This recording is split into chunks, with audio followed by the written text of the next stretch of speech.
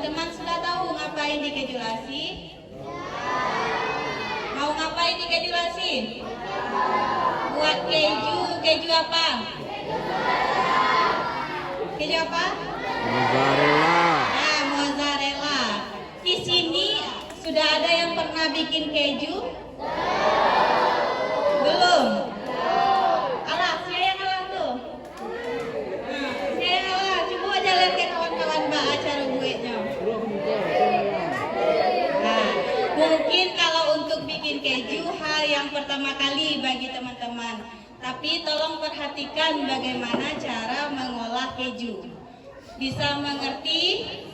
Bisa memperhatikan? Bisa. Nanti ada perwakilan 2 orang dari teman-teman yang akan mengolah keju langsung. Nah, kakak di sini cuma menjelaskan bagaimana cara untuk membuat keju. Yang praktek langsung itu teman-teman. Mau? Mau. Nanti Ibu nanti dijelaskan dulu. Nah, sekarang kita akan mengolah keju dari 10 liter susu sapi. Ada lihat di depan? Tadi Bapak sudah menjelaskan jenis dari keju. Sudah paham jenis keju? Nah, sekarang kita buat keju muda atau keju tua? Muda. Kenapa? Bisa langsung dimakan. Ya, karena fermentasi atau cara membuatnya itu waktunya singkat. Habis kita buat, langsung bisa kita makan. Ada yang mau makan keju? Ada. Nanti kita makan keju setelah kita melakukan proses pembuatan keju. Nah, sekarang kakak akan menjelaskan apa saja bahan-bahan untuk membuat keju. Dicatat apa didengar? Oh, didengar sambil dicatat. Kalau terlalu cepat tolong dibilang. Nah, mencatat sambil melihat berarti tidak mendengarkan, ya. Nah, bahan yang pertama itu ada susu sapi. Susu sapi yang kita gunakan untuk membuat keju itu memang 99% susu murni, tidak boleh ada campuran. Nah, asli, susu murni asli. Nah, bahan yang kedua ada namanya renet. Apa namanya? Renet. Apa fungsi renet? Ada yang tahu fungsi dari renet? Apa? Ya, untuk membuat keju. Fungsi renet ada yang tahu? Fungsi renet adalah untuk menggumpalkan susu. Apa guna renet? Menggumpalkan susu atau memisahkan antara padatan susu sama air. Nah, ini apa namanya tadi? Apa gunanya?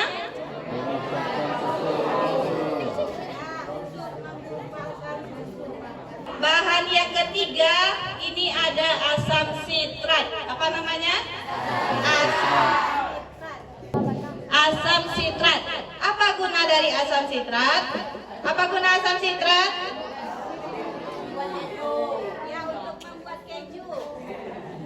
Guna dari asam sitrat adalah untuk pembentukan rasa asam.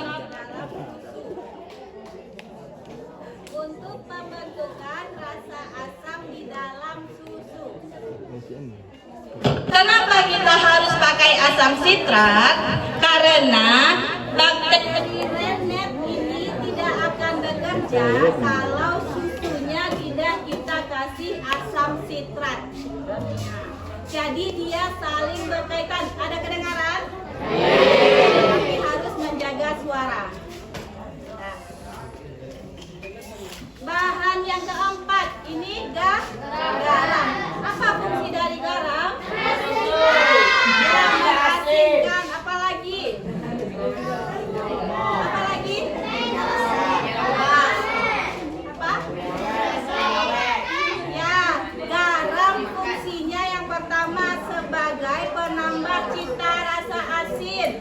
Yang kedua, sebagai bahan pengawet alami.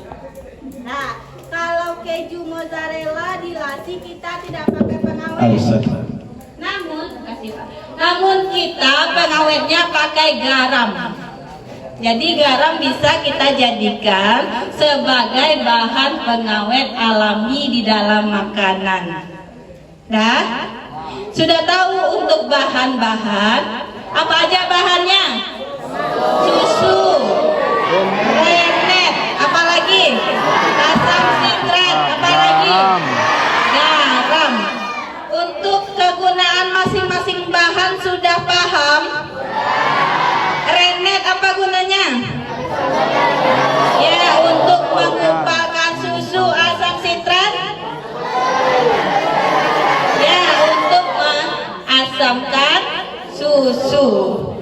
Nah, sekarang untuk alat-alat yang kita gunakan. Yang pertama ada panci, ada kompor, ada saringan, ada sendok atau spatula. Dan ini cobek. Apa ini namanya? Untuk mengukur suhu. Apa nama alatnya? Ya, ini namanya termometer. Nah, alat yang selanjutnya. Ya, suntikan apa fungsinya?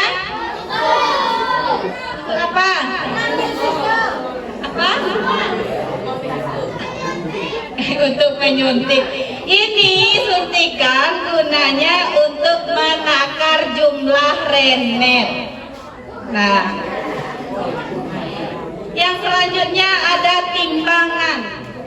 Nah, yang selanjutnya ini kok timbangan. Selanjutnya ada apa guna pisau? Nah, ya, untuk memotong keju. Sudah alat sudah kita ketahui, bahan-bahan sudah kita ketahui. Lanjut untuk takaran-takaran bahan. Nah, sekarang kita buat keju dari 10 liter susu sapi. Nah, 10 liter. Ada kelihatan di depan? Satu kantong itu 5 liter.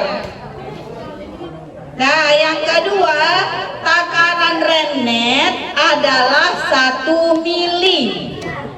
Berapa rennet kita pakai? 1 mili. Susu sapinya berapa? Ya, susu sapi 10 liter, rennet 1 mili. Asam sitrat 20 gram. Berapa asam sitrat? 20 gram. Garam kita pakai adalah sebanyak 25 gram. Berapa? 25 gram. Susu sapi 10 liter, rennetnya 1 mili, asam sitratnya 20 gram. Garamnya? Nah, berarti sudah tahu? Sudah. Kita bikin langsung? Sudah tahu cara bikin apa belum? Belum. Sekarang cara untuk pengolahan. Yang pertama, susu sapi kita masak sampai suhu 36 derajat Celcius. Sampai berapa masak? Ya, susu sapi dimasak sampai suhu 36 derajat Celcius. Itu menggunakan api besar. Nah, yang kedua, sambil menunggu kita persiapkan alat dan bahan. Yang pertama, rennet. Berapa kita ambil? Rennet, bukan asam sitrat. Berapa? Ya, 1 mili kita ambil menggunakan suntikan. Habis itu dimasukkan ke dalam gelas. Nah, setelah dimasukkan ke dalam gelas, rennet kita tambahkan air dingin atau air putih. Berapa takarannya? Takarannya sekedar untuk melarutkan rennet. Itu biasanya separuh dari gelas.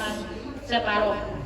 Dan yang kedua kita timbang asam sitrat. Nih, ada gelas satu lagi, kita taruh di atas timbangan. Kita timbang asam sitrat sebanyak berapa? Ya, 20 gram. Habis itu kita tambahkan air putih. Kita aduk sampai dia larut. Dan tahapan selanjutnya, setelah susu sampai suhu 36, apa yang kita masukkan pertama? Rennet apa asam sitrat? Rennet apa asam sitrat? Ada yang jawab asam sitrat? Ada yang jawab asam sitrat? Bukan, yang pertama kita masukkan asam sitrat. Kenapa? Karena bakteri rennet ini bekerja setelah susunya asam. Setelah susu kita kasih asam sitrat. Jadi mana yang dulu, asam sitrat atau rennet? Nah ya, asam sitrat yang kita tambahkan dulu. Nah, kita masukkan asam sitrat sambil kita aduk. Nanti akan terlihat perubahan, dia akan menggumpal-gumpal kecil. Habis itu kita masukkan rennet sambil kita aduk. Habis rennet dimasukkan, kita fermentasi susu.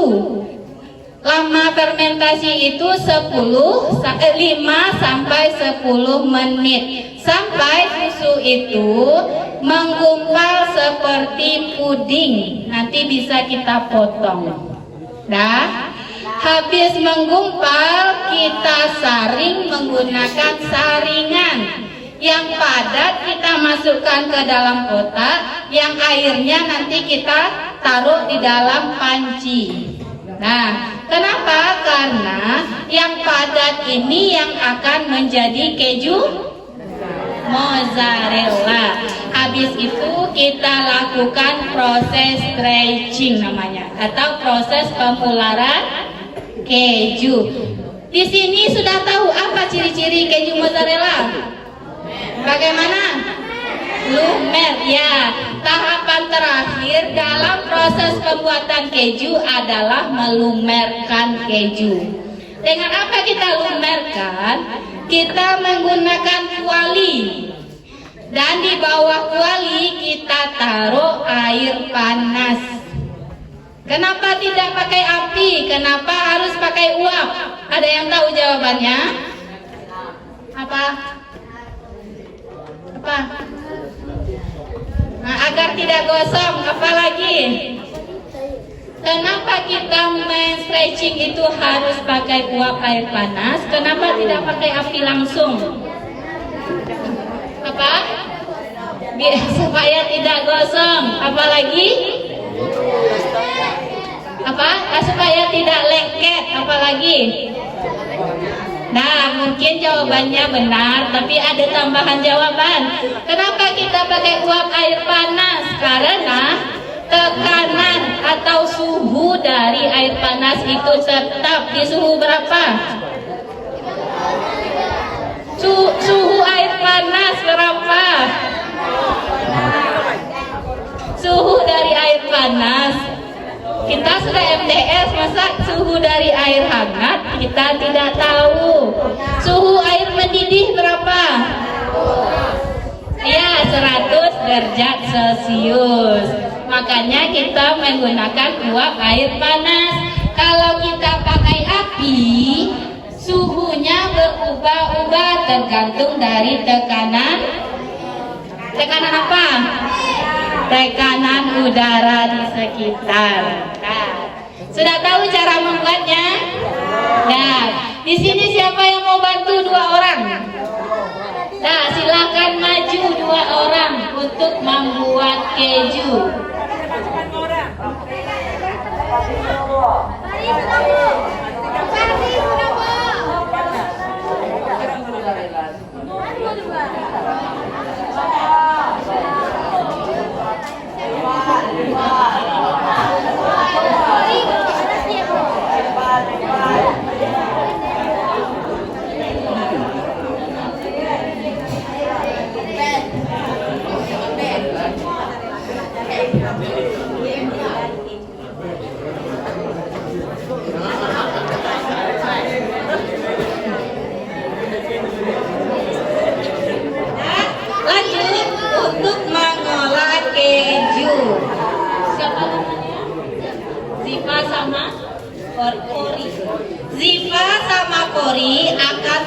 membuat keju mozzarella. Berhasil atau gagalnya tergantung dari teman kita yang berdua, ya. Nah, berhasil atau tidaknya keju kita itu tergantung dari teman yang berdua. Sudah tahu cara bikinnya tadi? Takaran bahan sudah paham? Sudah. Bagaimana yang lain mau mendengarkan temannya berbicara atau melihat praktek langsung? Nah, praktek langsung. Nah, tolong diperhatikan ya temannya mengolah keju.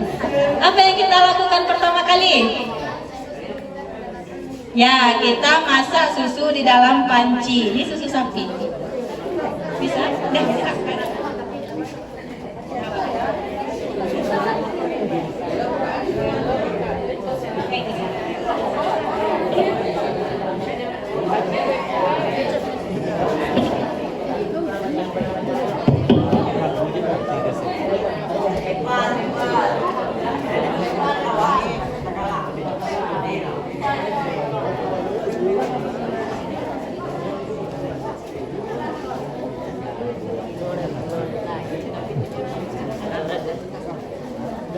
Dua lapis loh.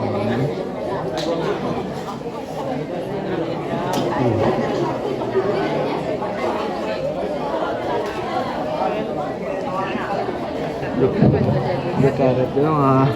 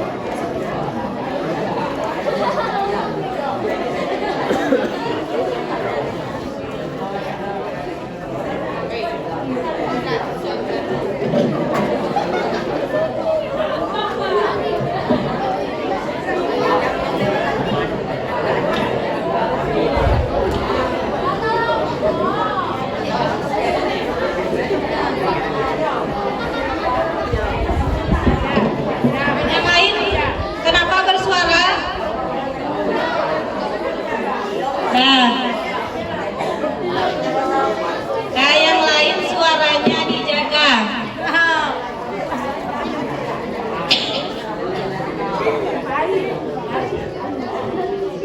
Nah, bagaimana tahapan selanjutnya? Apa yang kita lakukan? Ya, hidupkan apinya. Bisa? Nah, ada hidup. Nah, sambil menunggu kita persiapkan bahannya. Apa aja yang kita persiapkan?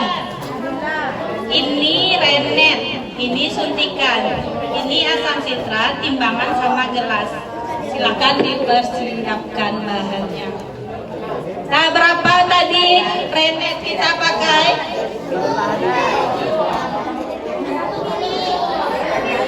Ya, kita pakai renet 1 mili.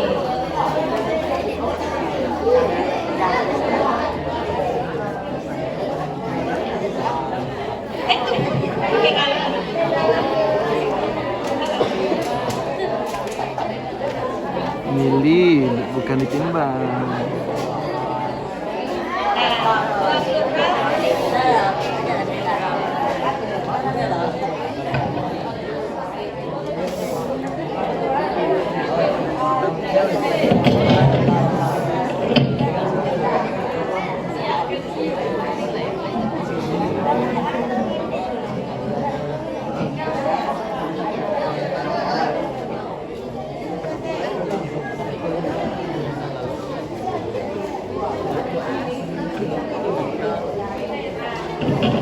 Ini 200 kan, 2 ons. Kalau tambah 20 karena jadi barenya. Karena jadi barenya 200. Nya 2 ons atau 200 tambah 20 gram karena jadinya. Seperti garisnya sampai garis 2. Tambah 2 garis lain.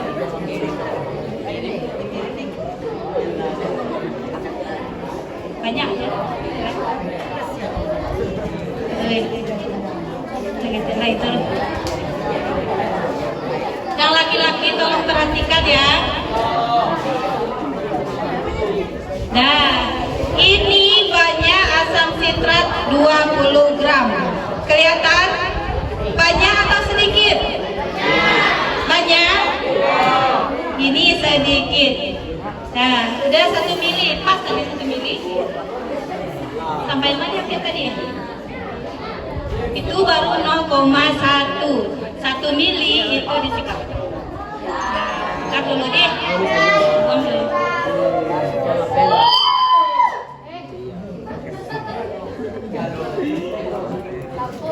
Nah, 1 mili.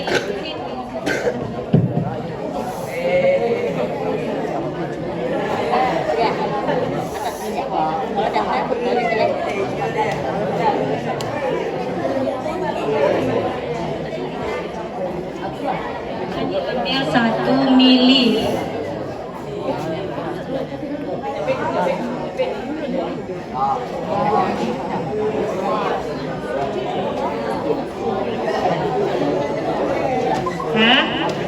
Ini pas takarannya 1 mili baru disuntikan ke dalam gelas. Nah, tutup kembali renetnya dulu.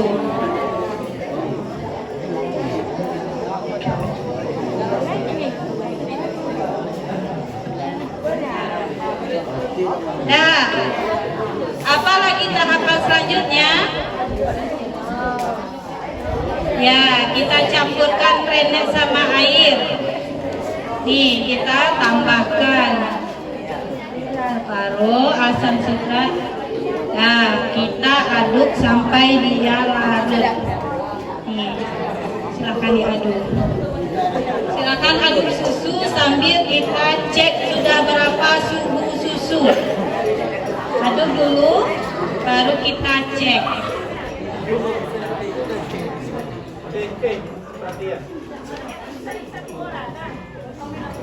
Nah, cek suhu aloe vera, taruh ikut di dalam. Sampai larut. Berapa suhunya? Nah, kasih di dalam dulu.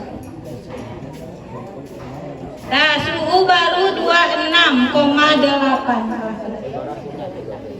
Kenapa suhunya lama naik? Karena susu yang kita buat itu merupakan hasil perahan sore. Sudah kita masukkan ke dalam pendingin. Namun kalau susunya murni baru siap kita perah, itu suhunya sudah di 34 derajat Celcius. Jadi kalau susunya baru kita bikin keju itu sebentar. Namun kalau sudah dimasukkan ke pendingin itu biasanya memakan waktu 5 menit.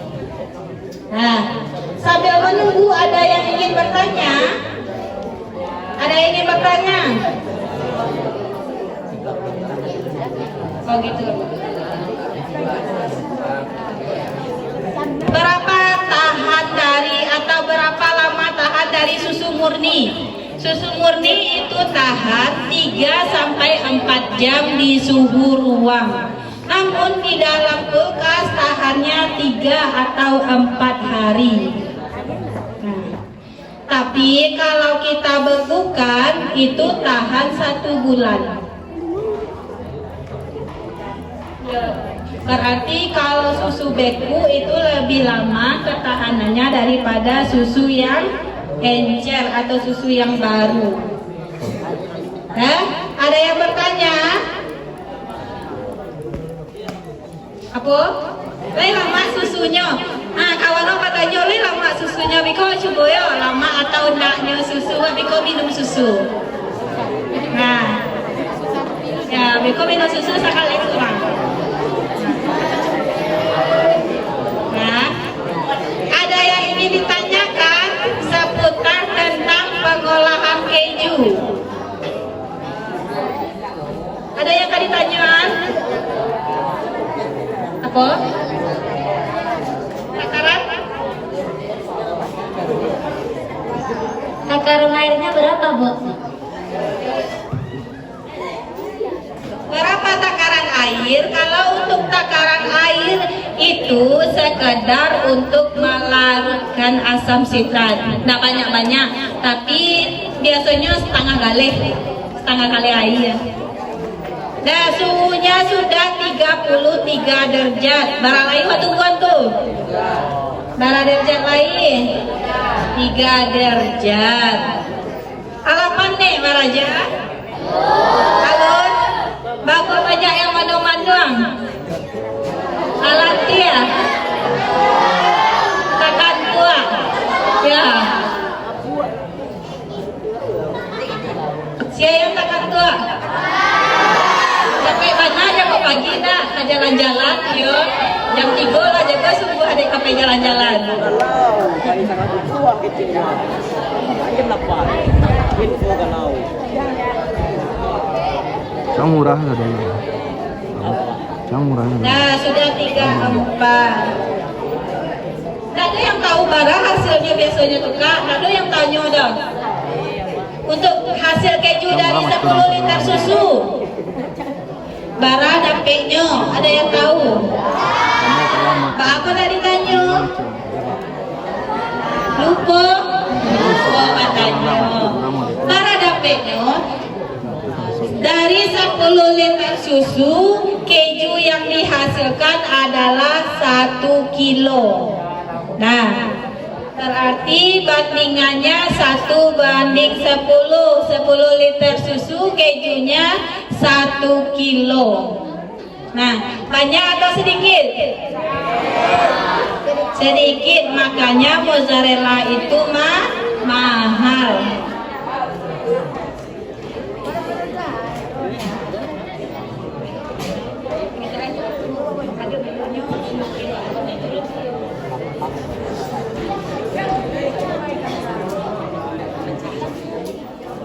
Nah, 36 kita matikan api kompor. Apa yang kita lakukan lagi?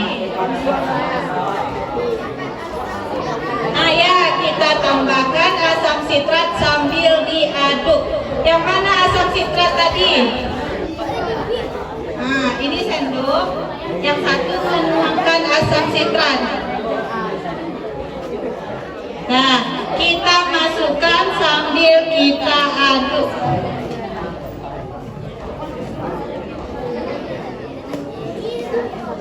Nah, kita aduk.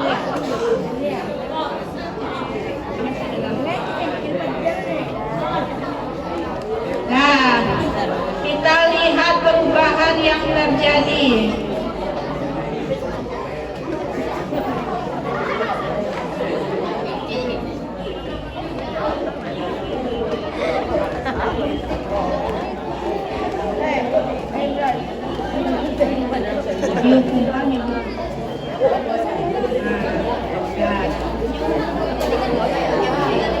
Ini contoh susu setelah asam sitrat dimasukkan. Yang di belakang ada kelihatan? Nah, ini contohnya susunya menggumpal. Ya, mentang-mentang bayi kan. Nah, habis ini kita masukkan renet sambil kita aduk. Masukkan renet sambil diaduk. Renet sambil diaduk.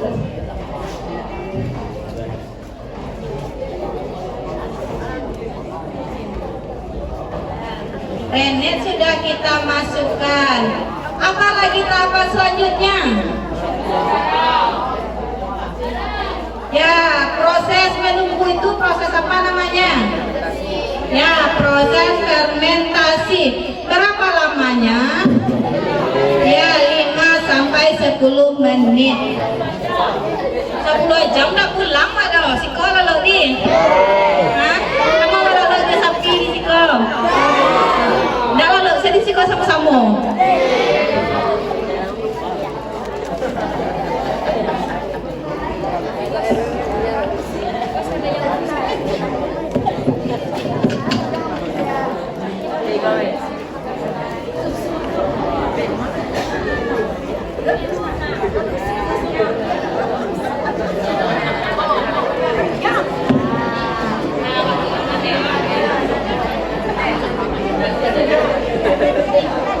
Nah, itu ada penjauh.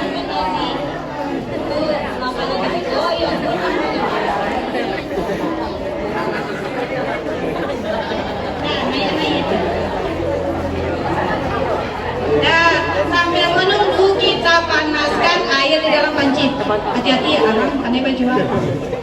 Nah, kita taruh. Nih. Bisa? Baik. Apa prosesnya tadi? Apa? Proses anak maunya pakai yang tadi kajalehan. Bukan pekuapan, tapi stretching namanya pemelaran keju mozzarella. Ya, peregangan Pak. Mozzarella kan yang panjang tuh, jadi peregangannya pakai uang peregangan.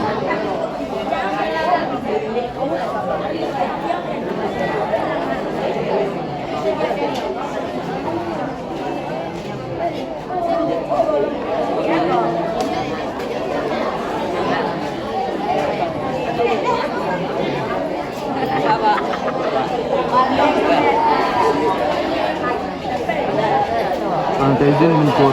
Di mengkor teyzen.